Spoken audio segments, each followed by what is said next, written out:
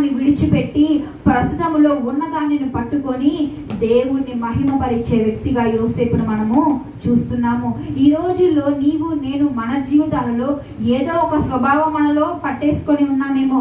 మనం చేసిన పాపమో లేకపోతే మన జీవితంలో ఒక అతిక్రమమో మన జీవితంలో మనము ఉంచుకున్నామేమో. చూడండి, నేను రక్షింపబడ్డాను, నేను సమస్తాన్ని విడిచిపెట్టాను, నేను దేవుని బిడను, నాలో ఎటువంటి పాపం లేదు, నేను బాప్తిజం తీసుకున్నాను, పశ్చాత్తాపడ్డాను, దేవునికి దగ్గరగా వచ్చాను, దేవునితో నడుస్తున్నాను, దేవుని పోలి బ్రతుకుతున్నానని చెప్పి మాట్లాడుతున్నామేమో. కానీ ఏదో ఒక పాపం మన జీవితంలో పట్టుకొని, ఏదో ఒక వ్యతిరేకతను మన జీవితంలో పెట్టుకొని, దేవునికి వ్యతిరేకకరమైన దిశలో మనం నడుస్తా మన జీవితంలో పట్టుకున్న ఒక్క పాపాన్ని మనం పట్టుకొని బ్రతుకుతూ దేవుని నిందిస్తూ లేకపోతే మనుషుల్ని నిందిస్తూ మనము ఆ ఒక్క అతిక్రమను మన జీవితంలో పెట్టుకొని ఉన్నామేమో.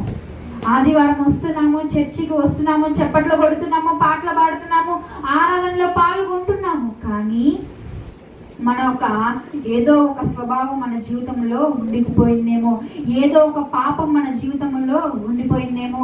నీ జీవితంలో ఉన్న అదేంటో మీకు తెలుసు, నా జీవితంలో ఉన్నది నాకు తెలుసు. అంతే కదండి, ఎవరి యొక్క ప్రైవేట్ లైఫ్ వాళ్ళకి తెలుస్తుంది, నాకు తెలిసిద్దా?